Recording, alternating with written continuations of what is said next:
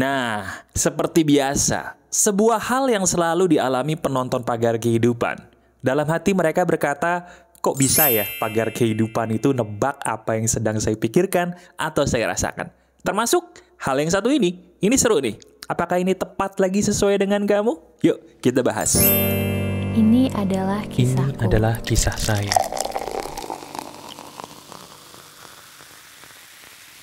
Halo teman-teman, apa kabar? Ada saya kembali, Aryan Surya, sahabat baik kamu dari Pagar Kehidupan. Benar teman-teman, saya sering kali mendapatkan sebuah perkataan dari para sahabat Pagar Kehidupan, mungkin kamu ya di komentar, yang mengatakan kok bisa ya Pagar Kehidupan itu seolah-olah menebak apa sih yang sedang menjadi permasalahan di dalam diri saya. Termasuk seperti kamu. Coba, sekarang saya mau tanya dulu. Pernah nggak sih diri kamu bertanya dalam hatimu yang terdalam, kenapa ya? Kok harus ada orang yang jahat seperti dia dalam hidup saya?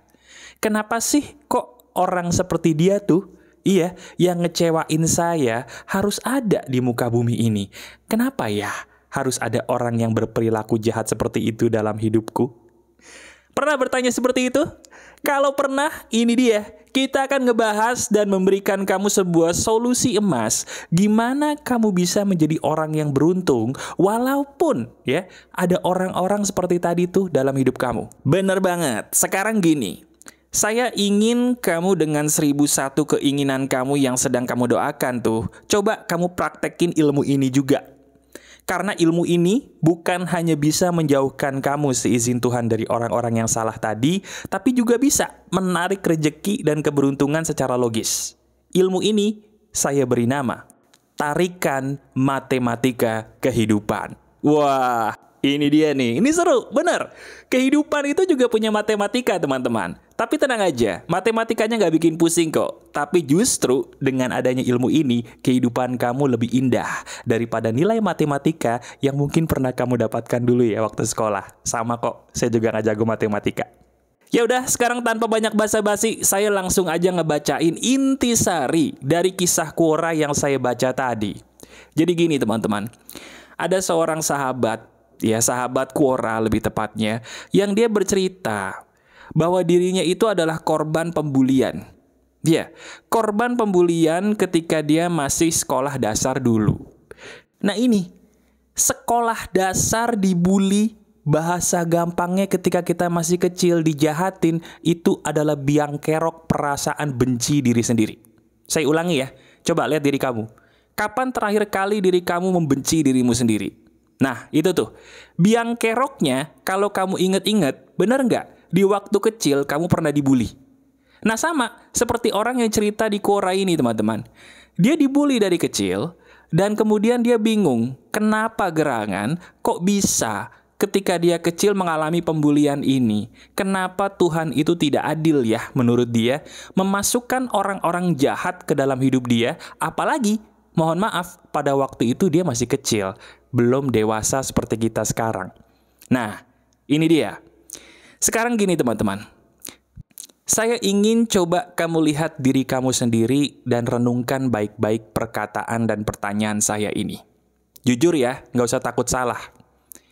Diri kamu selama ini kalau jujur, lebih sering mengatakan kenapa sih kok aku begini atau I love you kepada dirimu sendiri.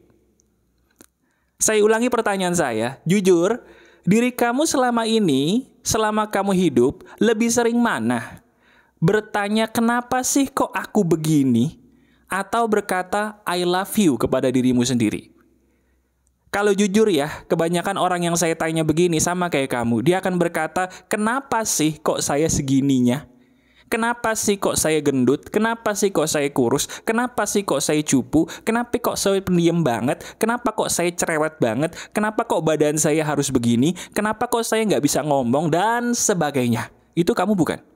Nah ini dia biang keroknya. Pembulian atau hal yang menyakitkan dalam diri kamu waktu kecil itu loh yang membuat kamu jadi mohon maaf lebih gampang membenci diri sendiri daripada berkata I love you kepada diri kamu sendiri. Jelas ya? Nah sekarang gini, saya langsung memberikan kamu matematika kehidupan. Teman-teman, saya punya sebuah tips sederhana untuk kamu. Tahu nggak caranya gimana supaya hati kita nih yang lagi kecewa banget sama perilaku orang jadi mendingan dalam sekejap? Mau tahu nggak caranya gimana? Kamu harus tahu dulu bahwa rasa sakitmu itu muncul karena kamu nggak tahu kenapa tuh orang jahat sama kamu. Saya ulangi, kita sakit hati banget sama orang itu bukan karena perilakunya, bukan. Karena kita belum tahu kenapa tuh orang berperilaku gitu sama kita tadi. Tapi ketika kita tahu kenapanya, percaya atau tidak, kita mendingan. Nah, sekarang saya akan langsung menjelaskan kepada kamu. Teman-teman, orang-orang yang ngebully kita di masa lalu, orang-orang yang nyakitin kita kemarin tuh, nah, dia itu nyakitin kita karena dalam hidupnya dia tidak pernah ada satu orang pun yang berkata depan wajahnya, "Aku mencintai kamu apa adanya." Betul. Orang-orang di sekitar kamu yang nyakitin kamu tuh, dia itu sebenarnya merindukan banget. Orang-orang itu sebenarnya adalah manusia-manusia yang haus penghargaan. Penghargaan yang tanpa syarat. Tapi dia nggak bisa dapetin tuh. Dalam lubuk hatinya yang terdalam, mereka tuh cuman pengen mendengarkan ada orang di sekitar mereka yang berkata, "Aku cinta kamu apa adanya. Sini datang kepadaku, aku peluk kamu karena kamu berharga." Mereka cuma merindukan itu, teman-teman. Tapi mereka nggak bisa dapetin. Akhirnya mereka berpikir semua orang benci dia. Akhirnya ketika mereka berpikir semua orang benci dia, dia harus mencari orang yang bisa dia lampiaskan supaya dia bisa mengeluarkan kebencian mereka sendiri kepada hidup mereka. Akhirnya siapa yang kena? Salah satunya kamu. Itu sejarahnya kenapa kamu bisa dibully sama mereka. Nah sekarang saya mau tanya, kita pakai logika sederhana. Kalau menurut kamu, kita ketemu orang-orang yang nyakitin, setelah kamu tahu penyebabnya kenapa mereka nyakitin kamu masih kesal nggak sama mereka? Masih? Kalau masih, berarti diri kita lebih parah hidupnya daripada dia. Loh iya, sekarang coba kita pikir deh. Bagaimana mungkin orang itu bisa menjadi bahagia kalau kita sendiri pun adalah orang yang selalu mengutuk dia? Kalau kita tidak bisa memuji dia, paling tidak kita jauhi aja, terus kita doain dia. Bener? Salah satu obat paling ampuh untuk luka batin, saya sering bilang di Pagar Kehidupan adalah apa? Doakan mereka orang-orang yang menyakitimu. Itu susah banget, memang betul, tapi itu satu-satunya jalan kok. Kenapa? Ya karena mereka, orang-orang yang menyakiti kita, teman-teman, adalah betul orang-orang yang butuh didoain. Gak ada satupun mereka tuh yang bisa mengatakan di samping mereka, "Aku cinta kamu apa adanya, sini datanglah kepadaku, kamu berharga untukku." Mereka gak ada yang berkata itu. Akibatnya mereka jadi jahatin orang, salah satunya kamu. Kasian ya mereka. Nah sebentar, Mas, ini gimana sih? Tadi katanya mau bahas matematika. Kok jadi saya tiba-tiba disuruh mengasihani orang yang nyakitin saya? Emang bener sih Mas. Saya setuju tuh mereka jadi nyakitin saya karena mereka pun pasti nggak bahagia. Bener. Tapi matematikanya di mana? Matematikanya adalah gini loh. Anggap aja perilaku buruk mereka itu negatif. Negatif 1. Mungkin nggak mereka jadi negatif 1 perilakunya kalau nggak ada yang namanya perbuatan negatif dalam hidup mereka juga di masa lalu? Nggak mungkin. Angka negatif itu bisa menjadi negatif karena harus ditambah negatif dulu kan? Sama seperti kehidupan. Kamu jadi orang gampang merasa bersalah karena di masa lalu ada kejadian negatif kan? Mungkin nggak kamu jadi orang gampang ngebenci diri sendiri kalau di masa lalu semua hal bikin kamu happy kejadian? Nggak mungkin. Itu dia. Orang jadi buruk perilakunya sama kamu karena mereka mengalami hal yang negatif dalam hidup mereka sendiri. Nah, sekarang tenang aja. Saya akan memberikan kamu sebuah solusi berharga. Gimana caranya bisa memanfaatkan mereka sebagai sumber rezeki kamu, bahkan sumber untuk menarik orang-orang terbaik ke dalam hidup kamu, termasuk, dengerin baik-baik, salah satunya menarik jodoh. Bisa, Mas? Bisa. Gini caranya nih. Sekarang coba kamu pikirkan orang atau orang-orang yang pernah menyakiti kamu di masa lalu. Boleh di masa lampau banget, udah lama gitu ya. Atau orang-orang yang baru-baru ini nih. Nah, orang itu yang baru nyakitin kamu. Sekarang saya pengen kamu bayangin wajah mereka sejelas-jelasnya sebisa kamu. Sudah? Nah, ini dia yang menarik. Sekarang, sambil kamu bayangkan wajah orang itu sejelas-jelasnya dalam benak kamu, saya ingin kamu katakan kalimat-kalimat ajaib ini sambil kamu membayangkan wajahnya. Siap ya? Benar, kalimat ini kamu ucapkan sampai telingamu sendiri bisa mendengarkan suara kamu. Jadi ikuti kalimat saya ini persis 100%. Siap? Bayangin wajahnya. Oke, ikuti perkataan saya seperti ini. Aku benci orang ini. Sungguh aku tidak bisa menerima orang ini. Perilaku dia sangat jahat kepada saya. Saya tidak terima perilaku dia. Dia adalah manusia yang hina buatku. Saya tidak bisa menerima perilaku dia. Saya benci dia. Saya benci perilakunya. Tapi saat ini saya sadar bahwa dia hanya butuh kasih sayang. Saya mengerti bahwa diri saya pun butuh kasih sayang. Ya Tuhan, tolong berikan saya sebaik-baiknya cinta kasih.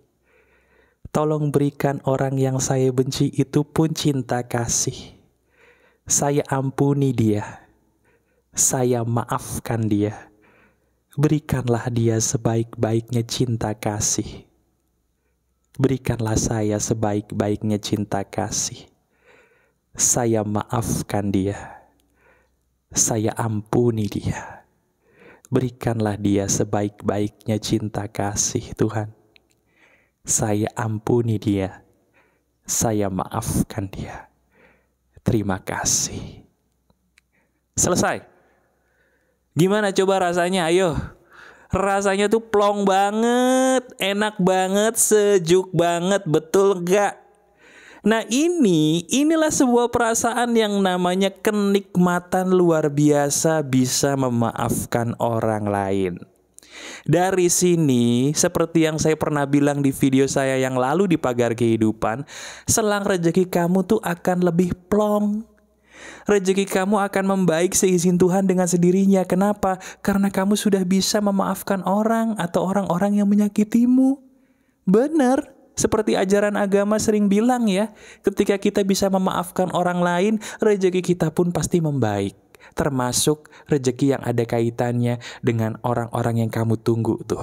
Jodoh-jodoh yang terbaik yang bisa kamu seleksi untuk hidup kamu. Jadi selamat ya, sekali lagi selamat.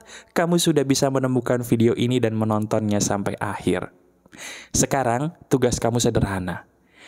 Kamu tonton berulang kali video ini. Atau masukkan video ini ke dalam playlist kamu.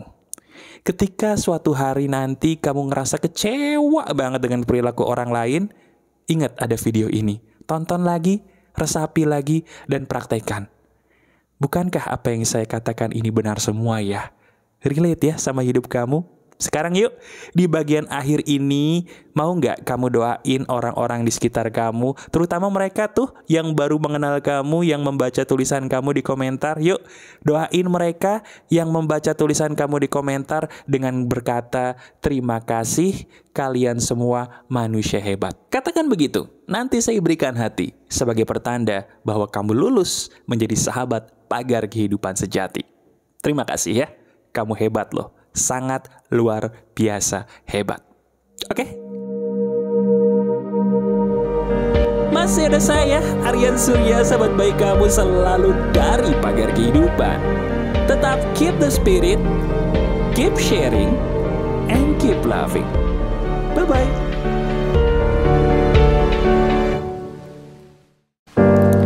Ini adalah kisahku. Ini adalah kisah saya.